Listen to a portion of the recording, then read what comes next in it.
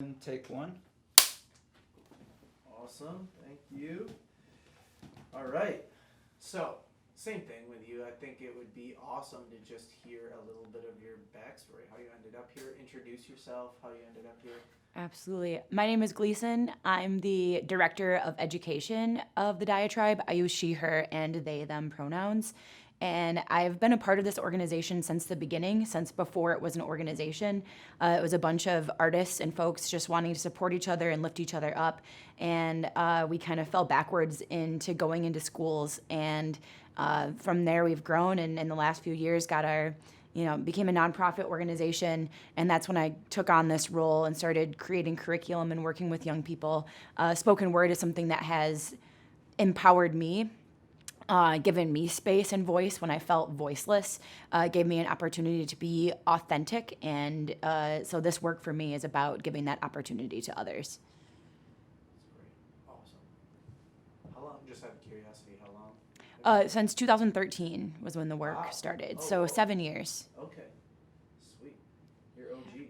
Yeah. Okay, into the questions. Yeah. And just remember this sort of restating, it doesn't have to be exact. Okay. Just keep that top of mind. For sure. So how have major events, and they can either be personal or global, how have they impacted your mental health? Major events this year, even alone, 2020, has been a wild ride of a year. And for me, I think I felt really exhausted. I'm someone who wants to engage and wants to stay engaged, and someone who maybe spends too much time on social media. And I think social media has definitely impacted my mental health alone, even before this year started. But this year, I think that I've become more exhausted by what's going on, wanting to respond to posts about things that I disagree with. The pandemic alone, aside from social media, just the isolation. I have a tendency to self-isolate due to depression anyway, and had been doing that for a few months before the recommended isolation began. So that was really difficult for me because I was just kind of feeling like I wanted to emerge and be more social, and then I couldn't. And so I felt like I had wasted those opportunities. And the face-to-face interaction is just, it's something is definitely lost in Zoom. So I've definitely felt that. And then when it comes to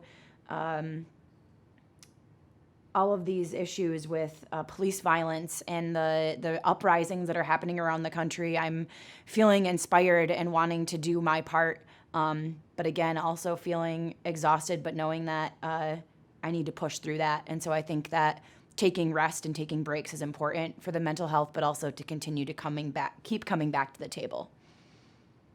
Great answer. Great.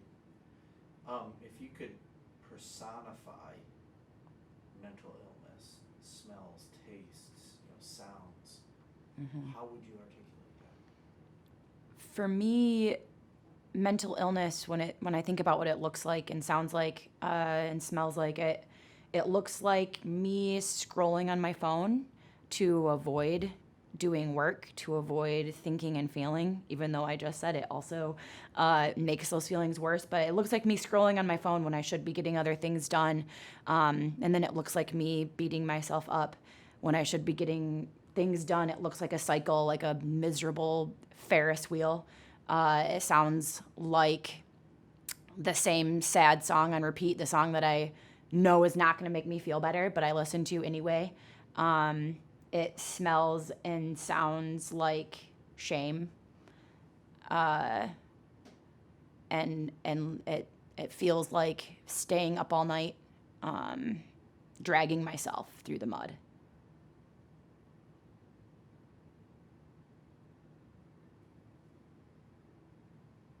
What does normal mean? What does normal mean? Normal is a lie. Normal is the pressure we put on ourselves to fit in to what we think society wants from us. I've heard it said before too that normal is a setting on a washing machine, and that it doesn't really apply to us. I think that I think thinking of things as normal is a standard that is often unreachable, and it's unhealthy to try and be that. I think you have your new Diatribe artwork. Normal is a lie. It's awesome. That's great. I love it. When it comes to mental illness, what does it mean to sort of quote unquote get better? When it comes to mental illness and getting better, I think it's about taking small steps and knowing that there are going to be some steps backward, and that it looks different for everybody. For me, I think it's when I can see myself engaging more and having conversations with people and not spiraling. It's about pulling myself, as my therapist would say, out of my emotional mind and thinking about things logically and trying to stop myself from spiraling. But it really looks different for everyone. And there's no right or wrong way to do it. It's not linear. It's not always going to be keep getting better. There's going to be steps back, and there's going to be struggles a lot of time. But it looks like hope. That's really good. What do they say with and this is unrelated, but part of healing is relapse. Yeah. An idea. Yeah, and that's actually the poem that we watch for this session where this question is asked is about relapsing. Oh, no way. Really? Yeah, and so I think that's an important thing, and even for myself as someone who struggles with substance, and someone who has quit drinking, I drank again recently and was hungover and was like, man, but instead of like beating myself up and feeling guilty, it was more about, oh, this is a reminder. And so looking at mental health relapses in the same way of like, don't spiral from feeling like this relapse now defines you, or that your mental illness defines you, but look at this relapse as an opportunity to remember that it can be better than this and that you can do better.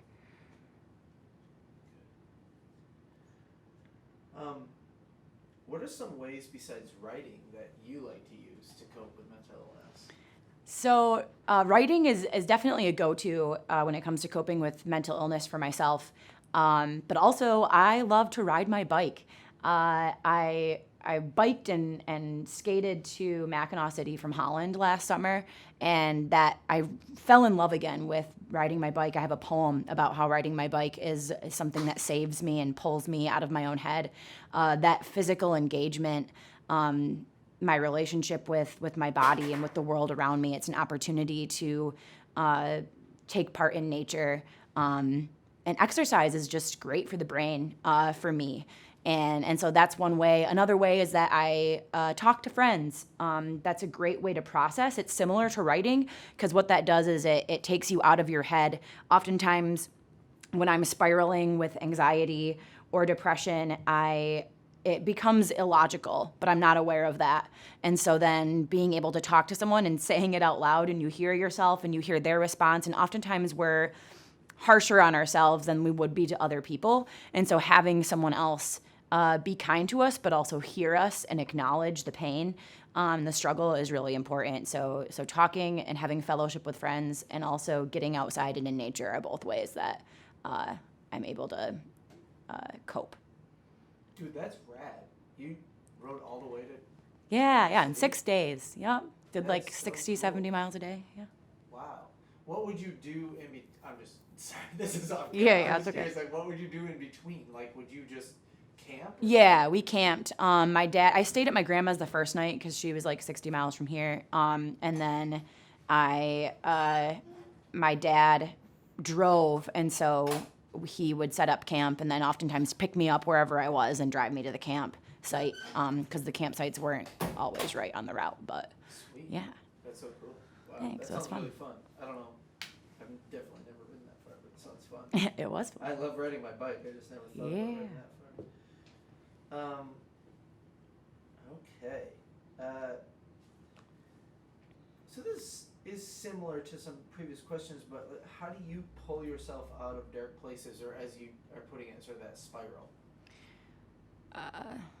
One way that I pull myself out of dark places For me, those often happen at night, and I would be lying if I said I was good at pulling myself out of those. But I think I tell myself that what my body needs now is rest. Especially since that's happening when I should be sleeping. I have a hard time falling asleep. I think I struggle with insomnia a little bit. Those are often the times where I'm beating myself up and dragging myself through the mud. And so telling myself that reworking the problem over and over in my head isn't going to solve it in that moment, that I can't really do anything to solve those problems or those fears, and that most of those fears are things that aren't really solvable in that moment. And so trying to tell myself that I need rest and then focusing on my breathing is one way that I kind of pull myself out of that and help myself to fall asleep. Practicing mindfulness is something that I actually just started doing. I feel like a lot of folks have been doing that for a while. I just started therapy last year. I think therapy is incredibly important, and that's something that has given me a lot of tools, such as mindfulness and thinking about my emotional mind versus my logical mind, and finding that like in between of the wisdom of being able to interpret situations and pull myself out of an emotional spiral. This is sort of a left turn a little Mm-hmm. bit, but if you're talking to students, can you give some examples of a dynamic performance and some tips on sort of how to think about that? Yeah. So when it comes to performance, I think the most important thing to remember is that this is an opportunity to be heard. This is an opportunity for you to tell your story, and that there's no one else like you. So be yourself. And that sounds cheesy, but just be yourself. Think about this poem and why you wrote it, and read it authentically. I think a lot of times people try and put on a poetry voice, and that's not necessarily the way to be a good performer. The way to be a good performer is to put heart and passion and emotion into what you're saying, but to have it be authentic and rooted in what you're talking about. So really thinking about the poem and the message of the poem, and putting yourself in that mindset. And also there are ways to practice different performance techniques. There are ways to look at your writing and think about when it might make sense to pause or slow down, when it might make sense to get louder or get quieter. Sometimes I see a lot of poets that just yell the whole time they're reading, and sometimes that can be effective, but actually sometimes it's the quieter poets that really pull people in. So I think it depends on who you are and your personality, but to just let yourself shine through. That's interesting. This is coming totally from like an outside perspective, but it sounds like what you're saying is you are feeling it as much as you're doing it. Yeah, absolutely. It's really about feeling it and letting yourself feel it in that moment, which is often why we say, remember why you wrote it. And that's kind of something that can lead you. And if you take a moment before you start performing, remember why you wrote it, and then start reading or speaking. And think about, this is your opportunity to say something to the world, and what do you want to say, and how do you want to say that? All right. You kind of just answered this, but I'll kind of give you another go because it's on the list here. Yeah. Can you give students a little bit of a pep talk as though they're about to perform? Remember why you wrote it. Yeah.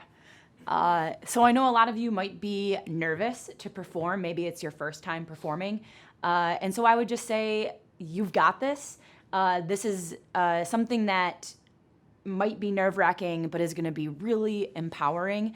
And I guarantee you're going to feel 100% after this and feel empowered by it. And I'm so excited to see where you can go, because your voice can take you anywhere. So let it. That's great. Awesome. Right to the point. Okay, we have 3 questions left. We're doing great. How has your identity and how you're perceived by others impacted your mental health? Ooh, so my identity and how I've been perceived by other people has impacted my mental health differently over the years. Growing up, I grew up in a very strict and controlling evangelical Christian household, and I wasn't able to authentically be myself. And I carried a lot of shame for being queer. And early on was taught that being queer was one of the worst things you could be, at least in my church and in my home. So I was hiding. I struggled with self-image and self-harm because of that. I was very depressed and wasn't able to seek help for that because that was not seen as a mental health issue. It was seen as a spiritual issue of being far away from God. So the perception of others mattered a lot to me, and I'm still a people pleaser, and I still struggle. But now that I don't care what those people think, I tend to do a lot better with my mental health in those terms. But I still am a people pleaser. I still struggle and want folks to like me, as I think most of us do. We want to be liked. We want to be accepted. We want to be loved. But I have found my people. I have found the community. I have found the people that love and care about me, and I care most about what those people think. And I know that I have their love and acceptance. So that doesn't play as much of a role in my mental health as it used to. Good. Same childhood, by the way. Oh, yeah. Oh, yeah. Yeah. Oh, I know exactly what you're talking about. I guess we did live in West Michigan. Right, yeah, West Michigan. We were like a branch of a Pentecostal, so like extra crazy, like holy rollers. My mom would make me go to revivals. Oh, yeah. Oh, yep. Yeah, always on Friday nights. Yeah. Oh, That was when our youth services were, too. Yeah, They didn't want us to do anything. Like, that's where you had to be. Yeah, there was a lot of Benny Hinn level. Oh, my God. stuff. We saw him at Van Andel when he was here. Like, I waited in line for hours outside of the Van Andel to watch him There's fake an heal amazing people. podcast with his nephew. Oh, okay. He gets interviewed because he used to work for him. Okay. It's just like a 3-hour unpacking of like, it sounds like, it's like a mafia story. It's crazy, dude. I got to watch that. Yes. I remember when it was on Dateline or something like that, and like my mom and one of her friends watched it, but we weren't allowed to watch it because they didn't want us to be like, to know the truth. Yeah. That's crazy. Okay. Fill in the blanks. Actually, I'm going to save this one for the end. Okay. We're going to get to the end. Can you share 2 of your favorite lines from Rudy Francisco's poem? Yeah. So one of my favorite poems, or let me start over. So one of my favorite lines from Rudy's, oh, should we let them in real quick? Yeah. We're doing Hey. We're just wrapping up, and then we'll be hitting you next. You can just hang out wherever. It's all good. We're so close to being done. So one of my favorite lines from Rudy Francisco's My Honest Poem is, I love Arizona iced tea, but anything that's 24 ounces for 99 cents is probably poison. And I like that. I like that because it's funny. I see his sense of humor in that. And also I think it's true. I think that there's a lot of products out there that might taste good and might be cheap, but are not healthy or not good for you. And so I like that this poem, he kind of starts off by sharing these small truths for him that are kind of his opinions, and he builds to these like bigger ideas. And I like that one because it's kind of funny. I love it. You have another one? Yes, my other favorite line by him in this poem is, or wait, I think I'm thinking of the wrong poem. No worries. I think I Or just you messed can that stick up. with one line. We use 2 There's of his poems that are plenty. similar, but I think that line is from a different poem too. The one that you just gave me? Yeah. No Can we worries. come back to that one? Yeah, or we can skip it altogether because Okay. there's going to be a lot of Okay. different. Yeah, I'm okay with perspectives skipping on that one. this. Okay, cool. All right, so I'm going to give you these lines now with the blanks, Uh-huh. okay? Okay. I'm starved to feel blank. I am starving to feel strong and empowered. I will not let blank keep me from blank. I will not let my depression keep me from joy and excellence. If I knew I could do anything, I would. If I knew I could do anything, I would bike around the world. And I think I would also speak on larger platforms. That was my guess that you were going to say something. About I want to bike Route 66 next, which that'd is be like a cool. several month trip. So Yeah. we'll see.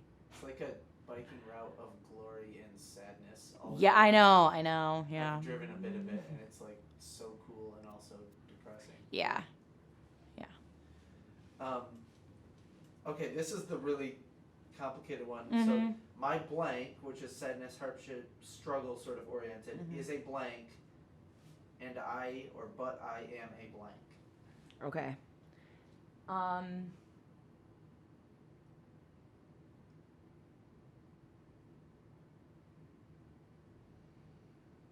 And this is one I started to write out an answer to and then stopped. Because it's hard. Yeah. My depression and anxiety are that Ferris wheel spiral, that miserable Ferris wheel. But I am strong enough to stop it and get off the ride and take power over my own story. Awesome. That's it? All right. Is there anything that I missed that you feel like you I had don't to get in think there? so. I'm trying to think if I know other lines from that poem off the top of my head. I don't think you have to feel pressured on that. Okay. I mean, with 7 different Yeah, 'cause I interviews, know we're it's gonna have gonna- lots okay. of options. So Okay. there's no pressure on it. Okay. I don't mind waiting there or skipping that one then. Okay, cool. Then we can cut. Great job. Cool.